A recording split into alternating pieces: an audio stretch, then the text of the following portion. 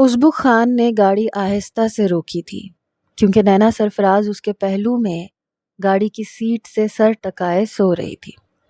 وہ کچھ لمحے اس لڑکی کو دیکھتا رہا جسے اپنا بنانے میں اسے زمانے لگ گئے تھے، اور آج جب وہ اس کے ساتھ ہو کر اس کے قریب بیٹھی تھی تو یہ سب کچھ ایک خواب لگ رہا تھا۔ اس نے آہستہ سے اس کے چہرے سے بالوں کی لٹ کو کان کے پیچھے کیا تو وہ ایک جھٹکے سے اٹھی، بالکل چوکنا ہو کر، جیسے خطرے کی گھنٹیاں ارد گرد بج رہی ہوں۔ ازبک کو اپنے سامنے یوں دیکھتا پا کر وہ جیسے خواب سے حقیقت کی دنیا میں داخل ہوئی۔ ازبک کی آنکھوں میں جھانکنا اسے دنیا کا مشکل ترین کام لگتا تھا، کیونکہ وہ ان آنکھوں کی شدت کو سہ نہیں سکتی تھی۔ یہ آنکھیں اتنی جانی پہچانی کیوں لگتی تھیں اسے؟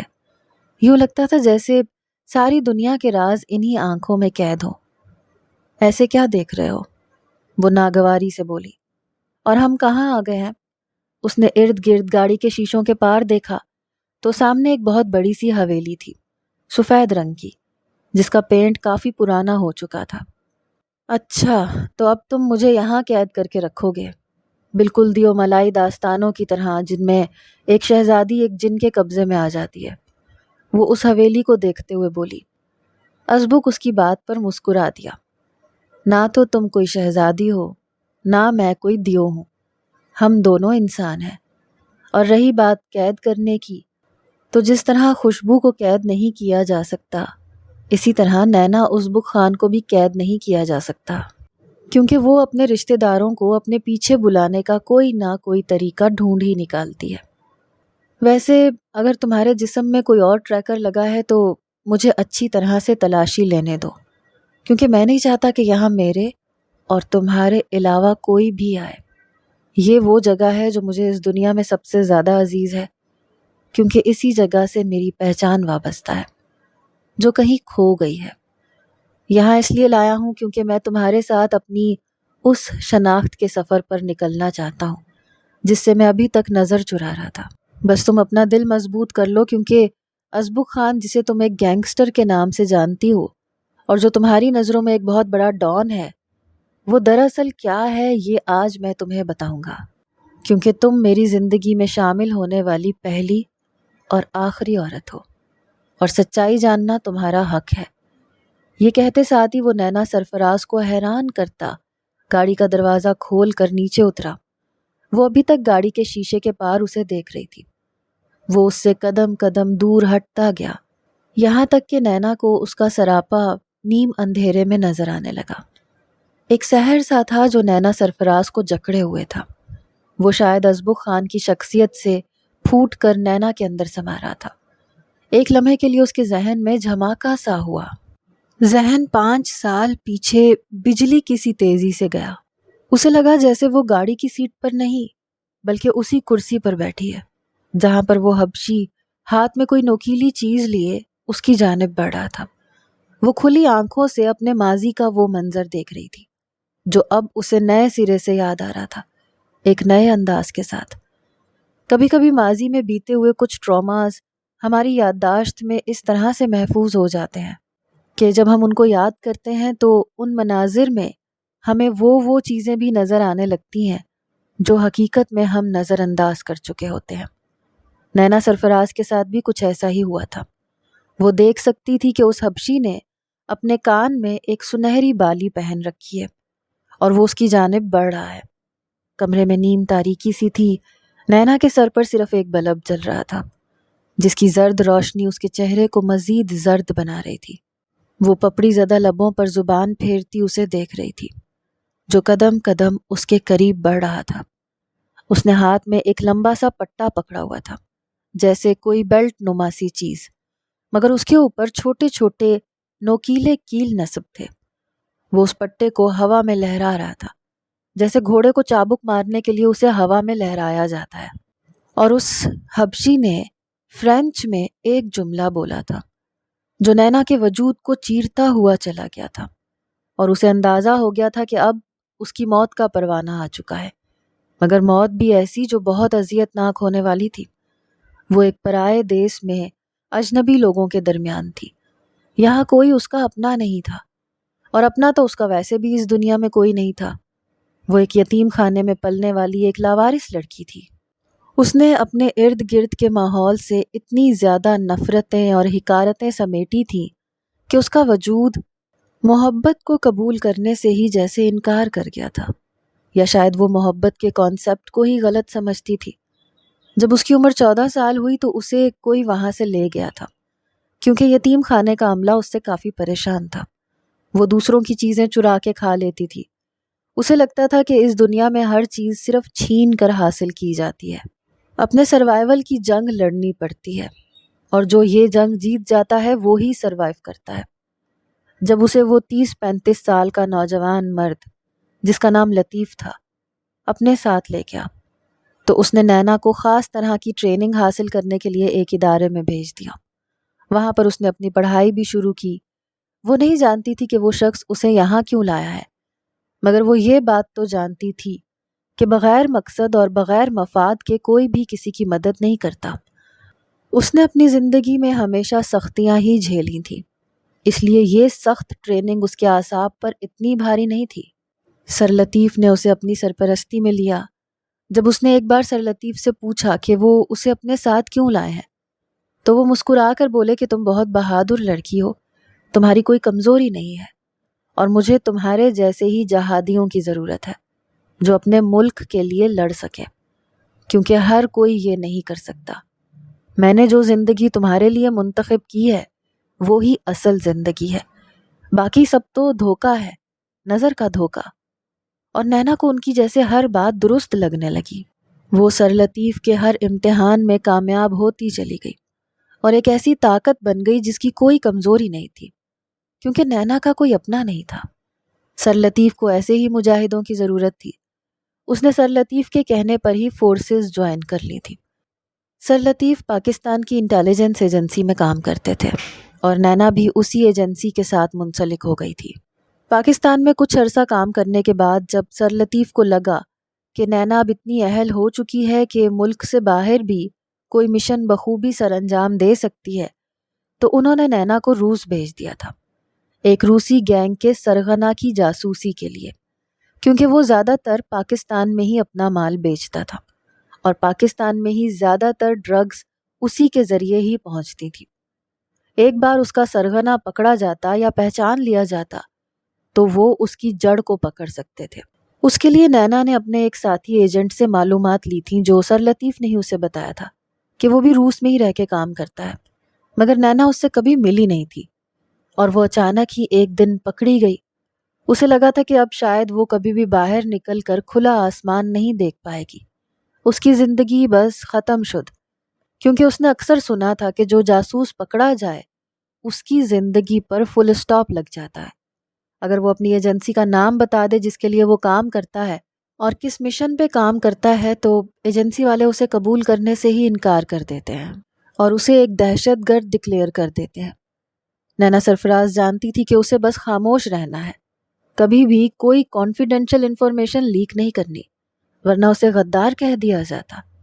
وہ اذیت ناک موت مر سکتی تھی، ٹارچر سہ سکتی تھی، مگر خود کو غدار کہلائے جانا اسے منظور نہ تھا، اور وہ حبشی یہی چاہتا تھا کہ وہ اپنی ایجنسی کا نام بتا دے، وہ کس کے لیے کام کر رہی ہے، کون کون اس کا ساتھی ہے جو اس گینگ کی جاسوسی کر رہا ہے، تو وہ نینا کو پناہ دیں گے، اسے آزاد کر دیں گے اور اسے اس ملک کی نیشنلٹی بھی دلوا دیں گے۔ مگر نینا نے اپنی زبان پر تالا لگا رکھا تھا۔ وہ اس بیلٹ کے سرے کو تھامے اس کی جانب بڑھ رہا تھا۔ نینا بار بار اپنے خشک لبوں پر زبان پھیر رہی تھی۔ کیا وہ اتنی اذیت سہ لے گی؟ اس نے خود سے سوال کیا، پھر اپنی آنکھیں زور سے میچ لیں۔ آخری بار پوچھ رہا ہوں، مجھے بتا دو اس شخص کا نام اور ٹھکانہ جو تمہارا ساتھی ہے۔ اپنے باقی ساتھیوں کے نام بھی اگر تم بتا دو تو میں تمہیں ابھی آزاد کر دوں گا۔ وہ فرینچ میں بولا تھا، مگر نینا نے آنکھیں نہیں کھولی۔ وہ موت کے فرشتے کو دیکھ نہیں سکتی تھی۔ اگر وہ اس شخص کے بارے میں جانتی ہوتی تب بھی وہ اس کا نام نہ لیتی۔ اس حبشی نے وہ نوکیلی چیز ہوا میں لہرائی، مگر اس سے پہلے کہ وہ نینا کی گردن کے گرد لپٹتی ایک دم سے اس حبشی کے عقب سے کوئی بولا۔ اس کی زبان الگ تھی مگر وہ جان چکی تھی کہ وہ کون ہے۔ وہ اس کا مددگار تھا، وہ فرشتہ جو اس کی زندگی کی نوید بن کر آیا تھا۔ اس نے شاید اپنا نام لیا تھا، مگر نینا کا دماغ اور آنکھیں جیسے بند تھیں۔ اور پھر اچانک ایک زوردار چیز اس کے سر میں لگی۔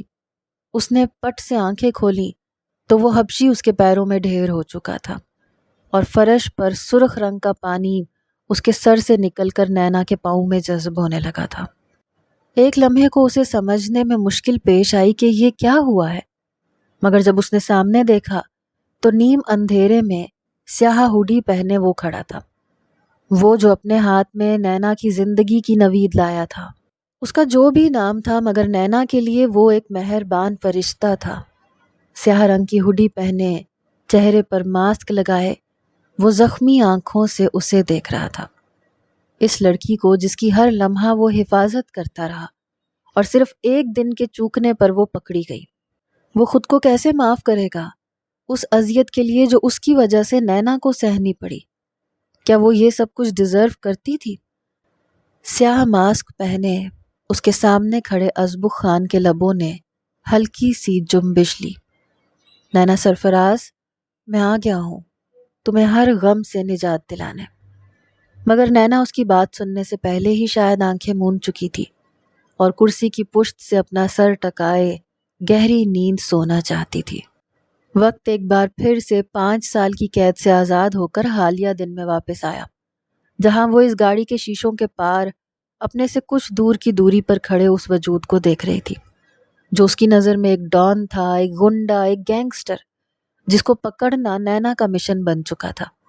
وہ اس کی آنکھوں میں آنکھیں ڈال کر دیکھ رہی تھی۔ اچانک اس نے اپنے سیاہ رنگ کی جیکٹ کے پیچھے بنی ہوڈی کو اپنے سر پہ پہن لیا، اپنی جیب سے ایک ماسک نکال کر اپنے چہرے کے گرد لپیٹ لیا، یوں کہ اس کی صرف آنکھیں دکھائی دے رہی تھیں۔ نینا ایک دم سے سیدھی ہوئی۔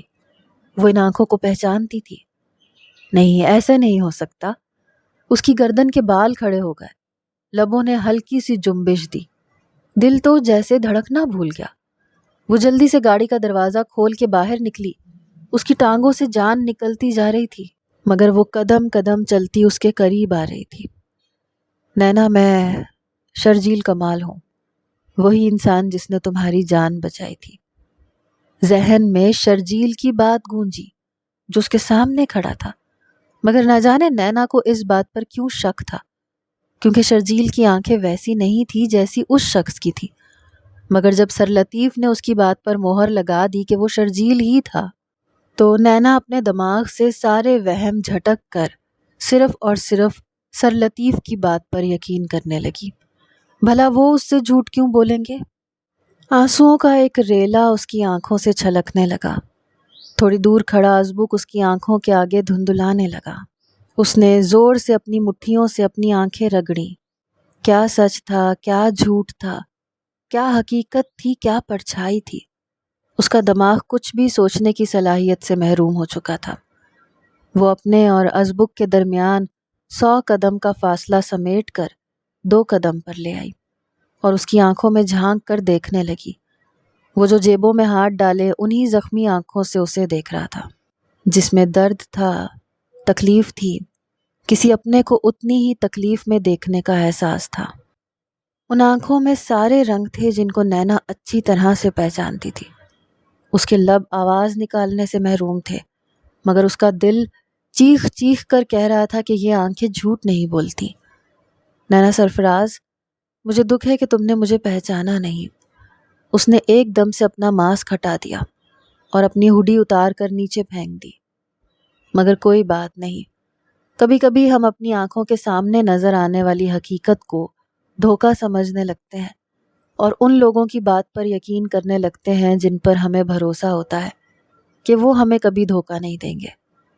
اس لیے میں تمہاری خطا معاف کرتا ہوں۔ کون ہو تم؟ میں نہیں مانتی کہ تم وہی ہو۔ نینا نے دل میں شدت سے دعا مانگی کہ اس کے شک کی تردید ہو جائے جو یقین میں بدل چکا تھا۔ مگر تمہارا دل تو مانتا ہے کہ میں وہی ہوں، تمہارا مہربان سایہ، اور انسان اپنے سائے سے کب تک بھاگ سکتا ہے بھلا؟ وہ 2 قدم اس سے پیچھے ہٹی جیسے کوئی جن دیکھ لیا ہو۔ تم وہ کیسے ہو سکتے ہو بھلا؟ تم تو ایک گینگسٹر ہو، ہے نا؟ اس نے جیسے تصدیق چاہی۔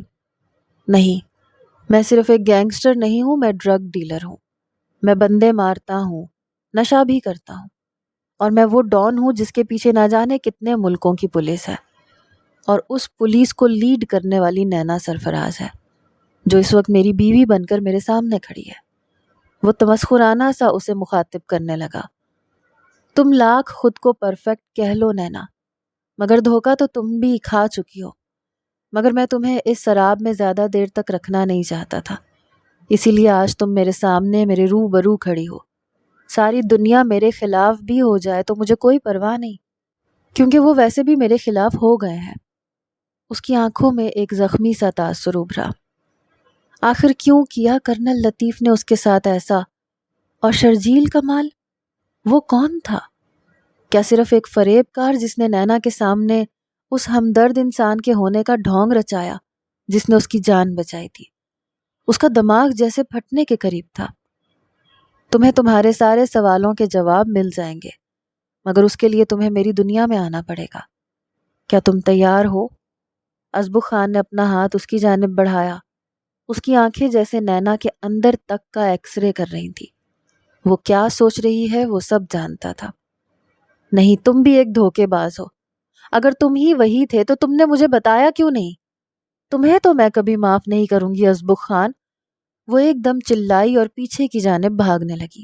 اسے اس وقت ہر انسان سے خوف محسوس ہو رہا تھا۔ ہر چیز دھوکہ لگ رہی تھی، فریب لگ رہی تھی، کیونکہ جب انسان فریب کاری سے حقیقت کی دنیا میں آتا ہے تو اسے حقیقت بھی فریب ہی لگتی ہے۔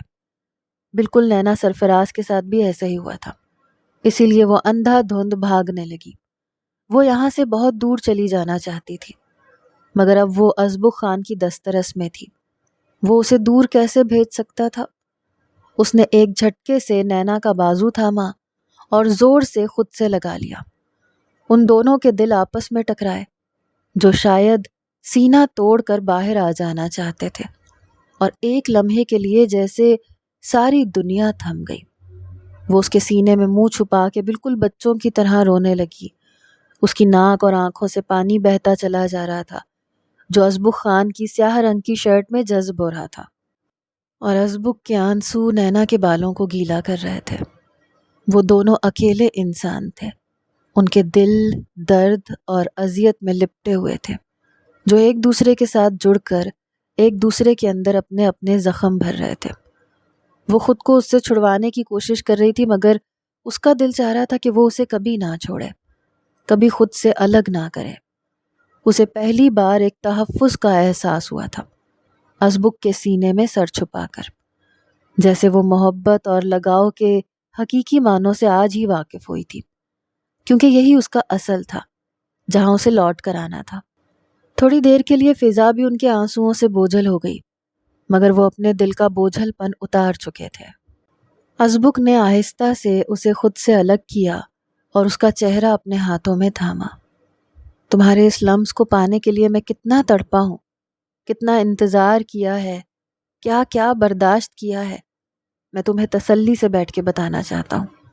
مجھ سے وعدہ کرو کہ کبھی مجھے چھوڑ کے نہیں جاؤ گی، کیونکہ تمہیں اپنے نام کرنے کے بعد بھی میرا یہ شک دور نہیں ہو رہا کہ شاید میں تمہیں کھو نہ دوں۔ نینا نے اپنے دونوں ہاتھوں کی گرفت اس کی مضبوط کلائیوں پر ڈالی تو ازبک خان کی روح تک میں سرشاری کی لہر دوڑ گئی۔ وہ شاید خوف زدہ تھی۔ اس نے آج دوسری بار نینا کی آنکھوں میں خوف دیکھا تھا۔ پہلی بار وہ 5 سال پہلے یوں خوف زدہ ہوئی تھی، جب وہ حبشی اس سے اپنے ساتھی کا نام پوچھ رہا تھا، اور وہ یوں ہی خوف زدہ ہو گئی تھی جیسے کسی امتحان میں پڑ گئی ہو۔ اور آج بھی نینا کی آنکھوں میں ویسا ہی خوف تھا، کیونکہ آج بھی وہ کسی آزمائش میں ہی پڑ گئی تھی۔ میں تمہارے سارے خوف دور کرنے آیا ہوں نینا، پلیز مجھ پہ بھروسہ رکھو اور چلو میرے ساتھ۔ وہ اسے کندھوں سے تھامتا ہوا اندر کی طرف بڑھنے لگا۔ ہوا میں خنکی کافی بڑھ گئی تھی۔ درختوں سے گرنے والے پتے جو زمین پر خشک ہوئے پڑے تھے ان کے پیروں میں چرمرانے لگے، مگر وہ ان کو رونتے ہوئے حویلی کی جانب بڑھ گئے۔ آخر ایسا بھی کیا تھا اس حویلی میں جو ازبک خان سب سے چھپاتا تھا، مگر نینا سرفراز پہ وہ سب کچھ واضح کر دینا چاہتا تھا۔ شرجیل کمال سڑک پر اندھا دھند گاڑی چلائے چلا جا رہا تھا۔ کرنل کمال جو اس کے ساتھ والی نشست پہ بیٹھے تھے کسی گہری سوچ میں ڈوبے ہوئے تھے۔ ابھی تک تو وہ بہت آگے نکل چکا ہوگا، نہ جانے وہ نینا کو لے کر کہاں چلا گیا، اور نینا کا ٹریکر بھی اس نے نکال دیا۔ اب ہم اسے کہاں ڈھونڈیں گے؟ شرجیل کافی زیادہ جھنجھلایا ہوا تھا، بار بار اپنی مٹھیاں اسٹیئرنگ وہیل پہ مارتا اور اپنا غصہ ان پہ نکال دیتا، مگر کرنل لطیف اس کے کسی بھی غصے یا جنون کا جواب نہیں دے پا رہے تھے۔ یوں لگتا تھا جیسے وہ حال میں تھے ہی نہیں۔ ان کی نگاہیں تو سامنے سڑک پر تھیں، مگر دماغ کہیں بہت پیچھے چلا گیا تھا، اتنا پیچھے جب ازبک خان پہلی بار ان سے ملا تھا۔ سر، یہ ازبک خان ہے، حال ہی میں اس کے والدین ایک کار حادثے میں جاں بحق ہو گئے اور کروڑوں کی جائیداد اس کے نام چھوڑ گئے۔ اس کی ایک دادی ہے جو اس کی پرورش کر رہی ہے۔ خورشید نے لطیف کے آفس میں داخل ہوتے ہوئے ایک فائل ان کے سامنے رکھ دی۔ انہوں نے وہ فائل نکالی اور سامنے ایک نوجوان کی تصویر تھی، اس کے ساتھ اس کے متعلق ساری انفارمیشن لکھی ہوئی تھی۔ وہ 16-17 سال کا لڑکا تھا جو کافی خوش شکل تھا اور کھاتے پیتے گھرانے سے تعلق رکھتا تھا۔ سر، یہ آرمی پبلک اسکول میں پڑھتا ہے اور کافی ہونہار اسٹوڈنٹ ہے۔ اس کی خواہش بھی ہے کہ یہ فورسز میں جانا چاہتا ہے، مگر فی الحال تو اپنے ماں باپ کے بچھڑ جانے کے صدمے سے نڈھال ہے، اسکول بھی نہیں جا رہا۔ سر، ہمیں ایسے ہی نوجوانوں کی ضرورت ہے اپنے ملک کے لیے، جن کی کوئی کمزوری نہ ہو کہ اگر وہ پکڑے جائیں تو کوئی انہیں بلیک میل نہ کر سکے۔ خورشید نے جیسے فخر سے ساری اطلاعات لطیف کو دی۔ ٹھیک ہے، یہ کہاں رہتا ہے؟ میں کل ہی اس کے گھر جاتا ہوں۔ اگر یہ لڑکا مجھے کسی بھی طرح اچھا لگا تو یہ ہمارے بہت کام آئے گا۔ اگلے ہی دن وہ ازبک خان کی حویلی پہنچ گئے تھے۔ وہ ایک پٹھان قبیلے سے تعلق رکھتا تھا۔ ازبک خان کی دادی لطیف صاحب کو دیکھ کر حیران ہوئی تھی، کیونکہ وہ انہیں نہیں جانتی تھی، مگر جب لطیف نے انہیں اپنے آنے کا مقصد بتایا تو وہ کافی زیادہ حیران ہوئی۔ دیکھیں، آپ جو کوئی بھی ہیں، میں یوں اپنے پوتے کو آپ کے حوالے نہیں کر سکتی۔ وہ پہلے ہی بہت تنہا ہے، دکھی ہے، اور میں اسے اتنی مشکل ٹریننگ نہیں دلوانا چاہتی۔ ویسے بھی اسے اپنے خاندان کی زمینیں اور کاروبار سنبھالنا ہے۔ شہناز بیگم نے صاف انکار کر دیا تھا۔ دوسرے دن وہ ازبک کے اسکول پہنچ گئے۔ اس کو پہلو میں بٹھائے بغور اسے دیکھ رہے تھے۔ تم اس اسکول میں کیوں آئے ہو ازبک خان؟ تمہیں تو اپنی زمینیں اور کاروبار سنبھالنا چاہیے، جیسا کہ تمہاری دادی اماں کہہ رہی تھی۔ لطیف صاحب نے نرمی سے ازبک سے پوچھا، تو وہ حیران سا اسے دیکھنے لگا۔ یہ میری بچپن کی خواہش ہے، میں آرمی میں جانا چاہتا ہوں۔ مجھے اپنی زمینوں سے کوئی دلچسپی نہیں ہے، اور اب تو مجھے کسی بھی چیز سے کوئی دلچسپی نہیں ہے، وہ ٹوٹے ہوئے لہجے میں بولا۔ تو لطیف صاحب نے اس کے کندھے پر تھپکی دی۔ اس ملک کو تمہارے جیسے نوجوانوں کی ضرورت ہے میرے بچے، کیونکہ ہم اس سرزمین پر پیدا ہوئے ہیں اور اس سرزمین کا ہم پر کچھ حق ہے۔ اگر تم میری بات مانو گے تو میں تمہیں ایک بہت ہی زیادہ طاقتور انسان بناؤں گا، جسے دنیا کی کوئی چیز، کوئی غم تسخیر نہیں کر سکتا، اسے توڑ نہیں سکتا۔ کیا تم میری بات مانو گے؟ اور یوں 14 سالہ ازبک خان وہ کرتا گیا جو لطیف صاحب اسے کہتے گئے۔ اسے واقعی جنون کی حد تک آرمی سے محبت تھی، اور وہ خود بھی ایک فوجی بننا چاہتا تھا۔ وہ لطیف صاحب کو اپنا گرو مانتا تھا اور ان کی سرپرستی میں ہی اپنی تعلیم کو جاری رکھنے لگا۔ جب وہ سیکنڈ لیفٹیننٹ کا امتحان پاس کر کے آیا تو اپنی دادی ماں سے لپٹ گیا۔ اسے اپنی کامیابی پہ فخر تھا۔ دادی اپنی آنکھوں میں آنسو بھر کے اسے دیکھ رہی تھی۔ وہ کافی بوڑھی ہو چکی تھی۔ تم نے یہ شعبہ چن کر اچھا نہیں کیا ازبک، تمہیں بہت سارے گھاؤ ملیں گے، بہت سارے غم اپنے سینے پر سہنے پڑیں گے۔ میرے بچے، تم پہلے ہی بہت اکیلے ہو، میرے بعد تمہارا کیا ہوگا؟ آپ میرے ساتھ ہمیشہ رہیں گی دادی اماں، میں آپ کو کہیں جانے نہیں دوں گا۔ مگر لیفٹیننٹ سے کیپٹن بننے کے سفر میں اس نے اپنی جان سے عزیز گرینی کو بھی کھو دیا تھا۔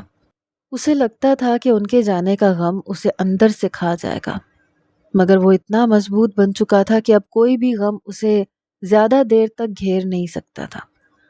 گرینی کے جانے کے بعد وہ نینا سرفراز کے وجود میں محبت ڈھونڈنے لگا جو اسی ادارے میں زیر تعلیم تھی۔ وہ بس اسے دور سے ہی دیکھتا تھا، کسی سائے کی طرح اس کے ارد گرد منڈلاتا تھا، مگر اس کے قریب جانے سے ڈرتا تھا، کیونکہ ازبک خان کو لگتا تھا کہ وہ جس سے بھی محبت کرتا ہے اسے کھو دیتا ہے، اور نینا کو وہ کھونا نہیں چاہتا تھا۔ سر لطیف نے ازبک کو روس بھیج دیا تھا، اور نینا پاکستان میں ہی ان کی ایجنسی سے منسلک ہو گئی تھی۔ شاید انہیں بھی لگتا تھا کہ ازبک کو نینا سے دور ہی رہنا چاہیے، مگر جب نینا بھی اس گینگسٹر کے پیچھے روس چلی گئی تو اسے ازبک خان کی ہیلپ لینا پڑی، کیونکہ ازبک اس کے آنے سے پہلے ہی وہاں رہتا تھا۔ اسے ہر خفیہ ٹھکانے کے بارے میں علم تھا، مگر وہ اس لڑکی کے قریب جانے سے ڈرتا تھا، دور سے ہی کسی مہربان سائے کی طرح اس کی حفاظت میں رہتا۔ اور ایک دن ایسا حادثہ ہوا کہ سب کچھ بدل گیا، کیونکہ ازبک خان نے اپنی محبت کو بچانے کے لیے نہ صرف اپنے باس کرنل لطیف کے حکم کی خلاف ورزی کی تھی، بلکہ اس نے اس لڑکی کی خاطر اپنی ایجنسی کی انتہائی کرٹیکل انفارمیشن لیک کی تھی، اور وہیں سے ازبک خان اور کرنل لطیف کی دشمنی کی ابتدا ہوئی۔ وہ جو ان کا بایاں بازو تھا ایک دم سے ان کا سب سے بڑا حریف بن گیا، ایک ایسا غدار جس کی اس ملک کو کوئی ضرورت نہیں تھی، کیونکہ اس نے اسی گینگ کے سردار سے ہاتھ ملا لیا تھا جس گینگ کے پیچھے کرنل لطیف کب سے پڑے تھے۔ اور نینا سرفراز نے دھوکہ نہیں دیا تھا، اس نے اپنی موت کو سامنے دیکھ کر بھی وہ کرٹیکل انفارمیشن لیک نہیں کی تھی جو ازبک نے نینا کی زندگی کے لیے بیچ دی۔ اس لیے انہوں نے نینا کو واپس وطن بلوا لیا اور ازبک کا ذکر ویسے ہی گول کر دیا۔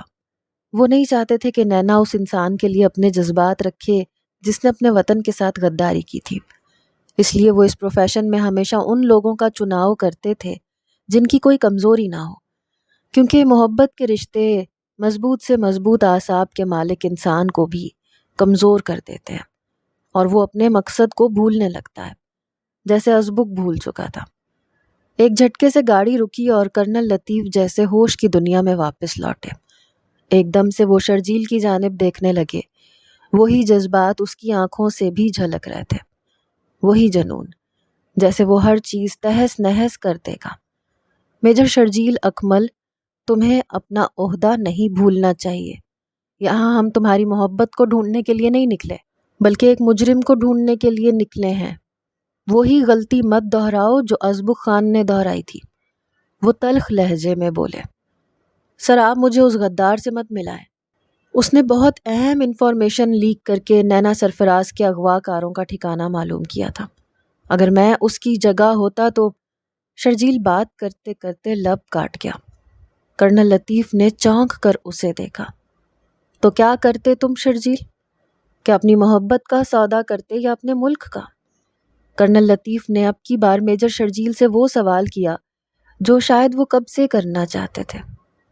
سر میں وہی کرتا جو ایک محب وطن کو کرنا چاہیے، اپنے وطن سے بڑھ کر کچھ بھی نہیں ہوتا، شرجیل نے جذباتی لہجے میں کہا۔ تو کرنل لطیف نے ایک لمبا سانس لیا۔ تو پھر اب اتنے جذباتی کیوں ہو رہے ہو اس عورت کے لیے؟ آرام سے گاڑی چلاؤ، کیونکہ تمہاری ریش ڈرائیونگ ہمیں ازبک خان تک پہنچائے نہ پہنچائے مگر اوپر ضرور پہنچا دے گی۔ کرنل لطیف نے شرجیل کو ڈپٹ کر کہا تو وہ ذرا محتاط ہوا تھا۔ وہ نہیں جانتا تھا کہ اس نے کرنل لطیف کو سچ بولا تھا یا جھوٹ، مگر اسے نینا سرفراز ہر قیمت پر ازبک سلطان کی قید سے رہا چاہیے تھی۔ اس وقت سلطان ہر چیز میں اس سے 2 قدم آگے رہا، ہمیشہ وہی کرنل لطیف کی ستائشوں کا حقدار رہا، اور اس اہم مشن پر بھی کرنل لطیف نے ازبک کو ہی بھیجا تھا۔ شرجیل پر شاید انہیں بھروسہ نہیں تھا۔ ایک سرد سی دیوار شرجیل اور ازبک خان کے درمیان آ گئی تھی، جسے چاہتے ہوئے بھی وہ گرا نہ سکا۔ اسے لگتا تھا کہ ازبک ہر معاملے میں شرجیل کا حق مارتا آیا تھا، اور اب وہ کسی بھی قیمت پر نینا سرفراز کو اسے چھیننے نہیں دینا چاہتا تھا۔ اس کے سینے میں ایک آگ تھی، اور وہ سوچ چکا تھا کہ اسے ایک ہی جست میں ازبک خان کا صفایا کرنا ہوگا، ورنہ بہت کچھ اس کے ہاتھ سے نکل جائے گا۔ وہ اس کو کندھوں سے تھامے حویلی میں داخل ہوا۔ یہ اس کی آبائی حویلی تھی، گرینی کی وفات کے بعد وہ بہت کم ہی اس حویلی میں آتا تھا۔ اسے تنہائی کاٹتی تھی، اس لیے آج وہ اپنی ساتھی اور اپنی ہمسفر نینا سرفراز کے ساتھ یہاں آیا تھا۔ نینا، یہ میری شناخت ہے، یہاں میں پیدا ہوا تھا، اور آج میں تمہیں بتانا چاہتا ہوں کہ ازبک خان ہیرو سے ولن کیسے بنا۔ حویلی میں ہر طرف سفید چادریں ہر چیز پر بچھی ہوئی تھیں۔ وہ آہستہ آہستہ ان کو ہٹانے لگا۔ ہر چیز نفاست سے سجی تھی، جس پر وقت کی گرد چڑھی تھی۔ شاید وہ بہت عرصے بعد یہاں آیا تھا۔ نینا ارد گرد گمسم سی بنی دیکھنے لگی۔ لاؤنج میں بس سادہ سا فرنیچر سجا تھا، جو کافی پرانا تھا مگر نفیس تھا۔ وہ اس کا ہاتھ تھام کر اوپر اپنے کمرے میں لے گیا۔ کمرے کی دہلیز پر کھڑا وہ اس کی جانب پلٹا۔ نینا سرفراز، تم ازبک خان کے لیے کیا معنی رکھتی ہو، اور کیوں میں نے صرف تمہاری حفاظت کے لیے خود پر غداری کا ٹیگ لگوایا؟ آخر ایسا بھی کیا ہے تم میں کہ ازبک خان نے خود کی شناخت گم کر دی؟ اس سوال کا جواب تمہیں اندر جانے کے بعد ملے گا۔ وہ ابھی تک بس خاموش نظروں سے اسے دیکھ رہی تھی، حیران ہوئے بغیر، کیونکہ وہ جان چکی تھی کہ سامنے کھڑا شخص اپنے اندر بہت سے اسرار چھپائے ہوئے ہے۔ وہ اس کا ہاتھ تھام کر کمرے میں لے آیا۔ سوئچ بورڈ پر ہاتھ رکھا تو کمرہ ایک دم سے روشن ہو گیا، اور نینا سرفراز کی آنکھوں اور دماغ کے لیے شاید یہ روشنی بہت تیز تھی، کیونکہ اندھیرے سے روشنی تک کے سفر میں ایک بار تو آنکھیں چندھیا جاتی ہیں۔ کمرے کی سفید دیواریں ازبک خان کی محبت کی الوہی داستان سنا رہی تھیں۔ وہاں ہر طرف نینا سرفراز تھی، اس کی تصاویر جو عمر کے مختلف مراحل میں کیمرے کے اندر نقش کی گئی تھیں۔ ہر تصویر میں وہ منفرد لگ رہی تھی۔ تو وہ کب سے اس پر نظر رکھتا تھا؟ شاید تب سے جب وہ محبت کے معنوں تک سے واقف نہ تھی۔ وہ کیوں نہیں جان پائی اس کی محبت کو جو اس کے اتنا قریب تھی؟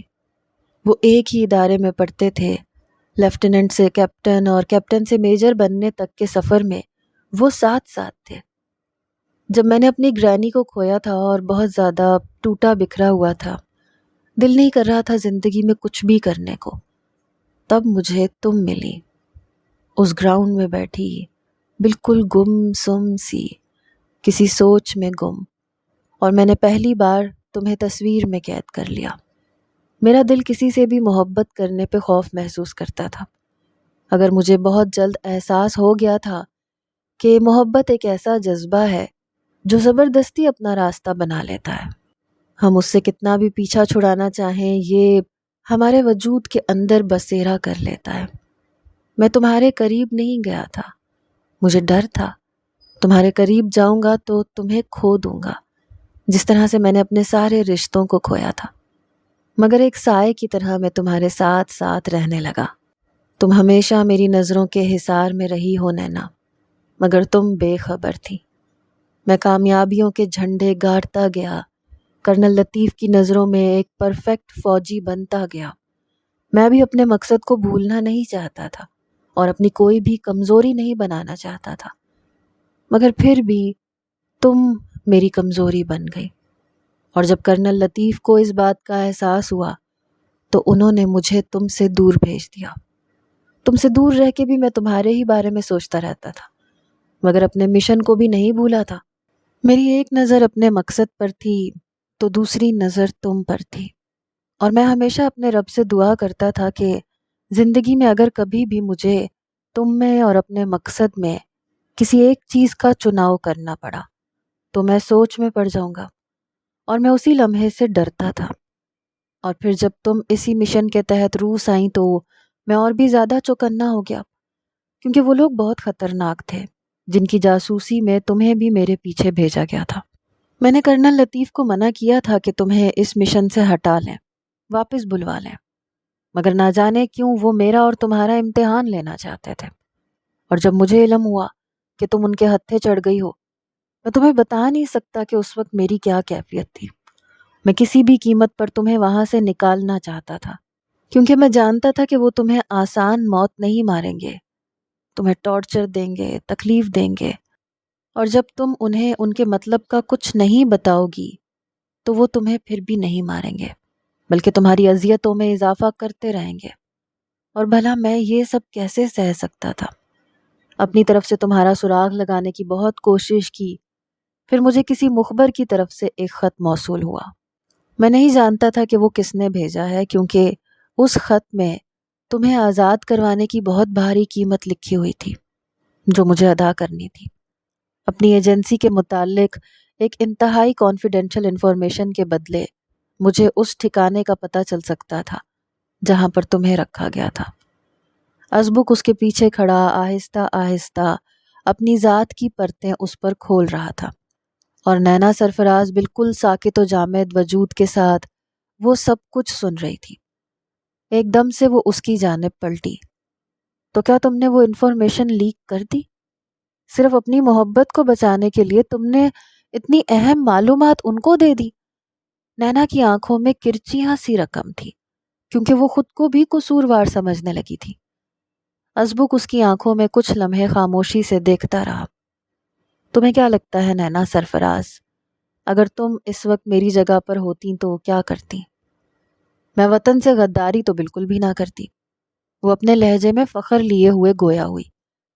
محبت اور جنگ میں سب کچھ جائز ہوتا ہے نینا، اور محبت کے لیے اگر کوئی جنگ ہارنی بھی پڑے تو اس کا افسوس کیسا؟ مجھے بھی کوئی افسوس نہیں ہے۔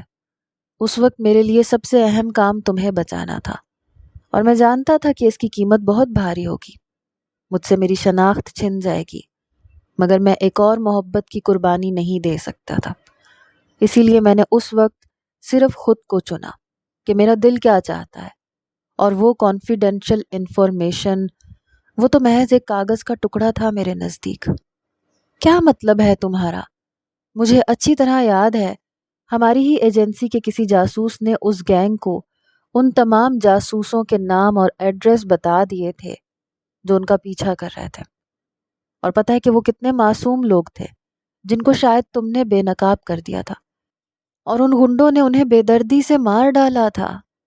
تم نے اپنی محبت کو بچانے کے لیے اتنے معصوم لوگوں کی جان لے لی۔ کتنے سفاک ہو تم، اور پتہ ہے کہ ان سب کے مرنے کا بوجھ آج بھی میں اپنے دل پر محسوس کر رہی ہوں، کیونکہ وہ سب میری وجہ سے مرے تھے۔ یہ کہتے ساتھ ہی نینا کی آنکھوں سے ٹپ ٹپ آنسو بہنے لگے، اور ازبک کچھ لمحے لب بھینچے اسے دیکھتا رہا۔ تم مجھے اتنا برا سمجھتی ہو نینا، تم مجھے گینگسٹر کہہ سکتی ہو، گنڈا کہہ سکتی ہو، ڈرگ ڈیلر بھی کہہ سکتی ہو، مگر معصوم لوگوں کا قاتل نہیں کہہ سکتی۔ اور یہی تو میرا مسئلہ ہے کہ میں نے کبھی اپنی بے گناہی ثابت کرنے کی کوشش ہی نہیں کی، کیونکہ مجھے ٹریپ کیا گیا تھا۔ میں نے تمہارے اغوا کاروں تک پہنچنے کے لیے یہ داؤ کھیلا تھا۔ میں نے انہیں غلط انفارمیشن دی تھی نینا۔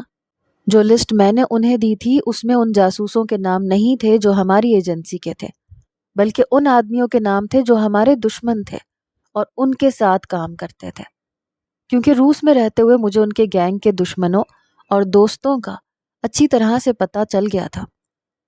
تم جھوٹ بول رہے ہو۔ اس وقت جو لوگ جاسوس مارے گئے تھے وہ ہماری ہی ایجنسی کے تھے۔ جانتا ہوں، مگر میں نے ان کے نام نہیں دیے تھے۔ کسی نے مجھے ٹریپ کرنے کی کوشش کی تھی اور میں بہت بری طرح پھنس گیا تھا، چاہ کر بھی اپنی بے گناہی ثابت نہیں کر سکتا تھا۔ جو اصل قصوروار ہے وہ سب کی نظروں میں فرشتہ بنا پھرتا ہے، مگر میرے پاس کوئی ثبوت نہیں تھا اس کے خلاف۔ اس نے یہ کام اس قدر چالاکی سے کیا اور مجھے پھنسایا کہ میں کرنل لطیف کی نظروں میں مجرم بن گیا، اور وہ اس کا فرسٹ ہینڈ بن گیا، اور یہی تو وہ چاہتا تھا۔ تم کس کی بات کر رہے ہو؟ نینا نے اسے جانچتی نظروں سے دیکھا۔ تم بھی میرا یقین نہیں کرو گی نینا، اس لیے اس راز سے پردہ مت ہٹاؤ۔ بس اتنا جان لو کہ میں بے قصور ہوں۔ اچھا چلو، مان لیا کہ تمہارا کوئی قصور نہیں تھا، تم بے قصور تھے، تمہیں کسی نے پھنسانے کی کوشش کی تھی، مگر یہ سب کیا ہے ازبک خان؟ تم میجر ازبک خان سے ایک گینگسٹر کیسے بن گئے؟ میں پچھلے 2 سال سے تمہارے متعلق معلومات اکٹھی کر رہی ہوں، وہ سب غلط نہیں ہو سکتی۔ تم اسی گینگ کے سربراہ سے تعلق رکھتے ہو، ان کے ساتھ ڈیلز کرتے ہو، تو کیا یہ سب بھی نظر کا دھوکہ ہے؟ میں کوئی بچی نہیں ہوں جسے تم کوئی بھی کہانی سناؤ گے اور وہ مان جائے گی۔ میں ایک انٹیلیجنس آفیسر ہوں، میری انویسٹیگیشن کبھی غلط نہیں ہو سکتی۔ وہ اس کے سینے پر انگلی رکھے اسے چیلنج کرنے والے انداز میں بولی۔ نینا تم نے مجھ سے نکاح کیوں کیا؟ بولو۔ تم جانتی ہو کہ میں گینگسٹر ہوں، ڈرگ ڈیلر ہوں، بہت بڑا ڈان ہوں، تمہارے لیے بہت بڑا خطرہ ہوں، پھر بھی تم نے مجھ سے نکاح کر لیا، آخر کیوں؟ وہ الٹا اس سے سوال کرنے لگا۔ بات کو بدلنے کی کوشش مت کرو، سوال میں نے کیا ہے، مجھے پہلے جواب چاہیے، وہ دو بدو بولی۔ میرا جواب میرے اسی سوال میں پوشیدہ ہے جو میں تم سے کر رہا ہوں، کیونکہ تم نے مجھ سے نکاح مجھے پکڑنے کے لیے کیا ہے، میرے قریب رہنے کے لیے کیا ہے، کیونکہ تمہیں لگتا ہے کہ مجھ سے دور رہ کر تم مجھ تک کبھی نہیں پہنچ سکو گی، یہی پلاننگ تھی نا تمہاری؟ وہ 2 قدم رک کر اس کے قریب آ کر اس کی آنکھوں میں جھانک کر بولا۔ تو نینا ایک لمحے کے لیے جیسے لاجواب ہو گئی۔ اور مجھے یقین ہے کہ ابھی تک تمہارے اور میرے نکاح کی خبر تمہارے اس سو کالڈ عاشق شرجیل کمال تک پہنچ گئی ہوگی، اور پتہ ہے وہ کیا سمجھ رہا ہوگا؟ یہی کہ تم میرے ساتھ مل چکی ہو، اسی لیے مجھ سے نکاح کر لیا، کیونکہ اس کی سوچ بالکل ایسی ہی ہے جیسے تمہاری رائے میرے متعلق ہے کہ میں ان کے ساتھ ملا ہوا ہوں۔ مگر نینا میں نے بھی یہی حکمت عملی اپنائی ہے کہ اپنے دوست کو قریب رکھو اور دشمن کو قریب تر۔ مجھے اس گینگ اور ڈرگ ڈیلنگ نیٹ ورک تک پہنچنے کے لیے اس کا حصہ بننا پڑا، اور اب میں ان کی بہت ساری کمزوریوں سے واقف ہوں، ان کے کئی ثبوت اکٹھے کر رہا ہوں اور ایک دم سے ان پر وار کروں گا۔ نینا اسے بے یقین نظروں سے دیکھنے لگی۔ کیا حقیقت تھی، کیا جھوٹ تھا، کچھ سمجھ نہیں آ رہا تھا۔ میں کیسے یقین کروں تمہارا ازبک خان؟ وہ اس کی آنکھوں میں دیکھتے ہوئے بولی۔ اس کے لیے تمہیں میرے ساتھ رہنا ہوگا، پھر تم جان جاؤ گی۔ بس کچھ دن اور انتظار کر لو، تم پر سب کچھ واضح ہو جائے گا، کس نے کس کو دھوکہ دیا، کون تمہارا اپنا ہے، سب جان جاؤ گی۔ مگر میں انتظار نہیں کر سکتی ازبک خان، کیونکہ میرے رشتہ دار میرے تعاقب میں پہنچ گئے ہیں۔ باہر ایک دم سے پولیس موبائل کے سائرن بجے۔ ازبک نے اسے بے یقین نظروں سے دیکھا تھا۔ تم نے کیسے بلایا انہیں؟ میں نے نہیں، تم نے بلایا ہے انہیں۔ وہ اس کی شرٹ کا بٹن اکھیڑ کر اس کے سامنے کر کے بولی۔ ازبک نے وہ بٹن ہاتھ میں پکڑا، اس کے پیچھے ایک ننھا سا ٹریکر لگا تھا۔ انٹیلیجنٹ، تم مجھے وہاں سے نکال کر لائیں کیونکہ تم جانتی تھی کہ وہاں کچھ نہیں ہے، مگر تم کیسے یقین سے کہہ سکتی ہو کہ اس حویلی میں ان کو میرے خلاف کوئی ثبوت ملے گا؟ اچھا ہوا کہ وہ آ چکے ہیں، اب جو بھی بات ہوگی وہ آمنے سامنے ہوگی۔ مجھے کوئی ڈر نہیں ہے، اگر اپنی سچائی ثابت کرنے کے لیے مجھے مرنا بھی پڑا تو میں قبول کر لوں گا۔ نینا بس اسے دیکھ کے رہ گئی۔ شرجیل اور کرنل لطیف پولیس کے ساتھ وہاں پہنچ چکے تھے، پوری حویلی کو گھیر لیا گیا تھا، ایک ایک چیز کی تلاشی لی جا رہی تھی، مگر ازبک بالکل نارمل تھا، اور نینا کو یہی بات کھٹک رہی تھی۔ ایک دم سے شرجیل نینا کی طرف بڑھا۔ نینا تم ٹھیک ہو نا؟ وہ اس کا چہرہ دونوں ہاتھوں میں تھامتا ہوا بولا۔ نینا اسے بھی شک کی نظروں سے دیکھ رہی تھی، اسے کسی چیز پر یقین نہ تھا۔ ازبک خان، تمہیں ایجنسی کے سیکرٹ لسٹ لیک کرنے اور ملک سے غداری کے جرم میں اریسٹ کیا جا رہا ہے، تمہارے پاس خاموش رہنے کا حق ہے۔ پولیس اس کی جانب بڑھی۔ کیا ثبوت ہے کرنل لطیف آپ کے پاس؟ ازبک ایک دم بولا۔ مجھے کسی ثبوت کی ضرورت نہیں ہے، میرا دل ہی گواہی دینے کے لیے کافی ہے، وہ تڑک کے بولے تھے۔ مگر میرے پاس ثبوت ہے کرنل لطیف، اور وہ میں آپ کو دکھانا چاہتا ہوں۔ وہ اس قدر وثوق سے بولا کہ شرجیل کی ریڑھ کی ہڈی میں سنسنی دوڑ گئی۔ کرنل لطیف، مجھے افسوس ہے کہ انسانوں کے بارے میں آپ کی پہچان غلط ہے۔ کوئی آپ کی ناک کے نیچے غداری کرتا رہا، مگر اس کا الزام مجھ پہ لگتا رہا۔ میں آپ کا انتظار کر رہا تھا کہ آپ خود آئیں اور میں آپ کو بتا سکوں، بلکہ دکھا سکوں کہ اصل غدار کون ہے۔ کیا مطلب، کیا کہنا چاہ رہے ہو تم؟ میں تمہاری چال بازیوں میں آنے والا نہیں ہوں۔ تمہاری وجہ سے اتنے جوان شہید ہوئے ہیں، اگر تم انہیں وہ لسٹ نہ دیتے تو آج وہ زندہ ہوتے۔ کرنل لطیف کاٹ دار لہجے میں بولے۔ شرجیل بالکل چوکنا کھڑا تھا۔ ادھر کوئی گڑبڑ ہو اور ادھر وہ گولی چلائے۔ ایک دم سے ازبک نے جیب سے موبائل نکالا۔ پہلے آپ یہ ریکارڈنگ سن لیں جو میں نے کب سے آپ کے لیے محفوظ کر رکھی ہے۔ اس نے یہ کہتے ساتھ ہی ریکارڈنگ آن کی۔ پورے ماحول میں جیسے سانپ سونگ گیا۔ شرجیل نے اپنی پسٹل نکال لی۔ ازبک خان نے تمہیں وہ لسٹ غلط پہنچائی ہے۔ میں تمہیں اصل لسٹ بھیج رہا ہوں، مگر اس کے بدلے میں مجھے کچھ چاہیے۔ مجھے ازبک خان کا زوال چاہیے۔ جو آواز موبائل پر ابھری تھی وہ شرجیل کمال کی تھی، جو اس گینگسٹر سے فون کال کر رہا تھا۔